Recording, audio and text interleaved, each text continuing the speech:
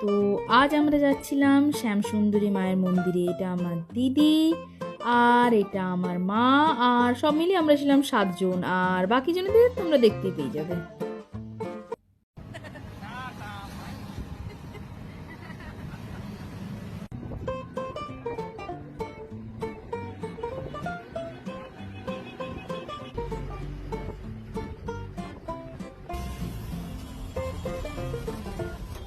তো ফাইনালি আমরা পৌঁছে গেলাম মায়ের মন্দিরে।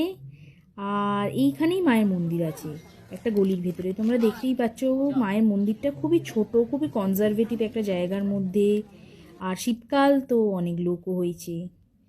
আর এই দেখো মাকে কি সুন্দর লাগছে না, মায়ের মুখটা আমার খুব কিউট লেগেছে। এটা হচ্ছে যখন মায়ের আরতি হচ্ছিল, এই আরতির পরেই মায়ের ভোগ বিতরণ শুরু করা হয়। কিন্তু দুঃখের সঙ্গে আমি ভোগের ভিডিওটা করতে পারিনি, কেননা খুব প্রবলেমস হচ্ছিল অ্যাকচুয়ালি। এক হাতে থালা ধরা, এক হাতে সব কিছু করা। আমরা পরেশনাথ মন্দির আর চার্চেও গেছিলাম, কিন্তু তার ভিডিও পরে। ওকে, চলো বাই।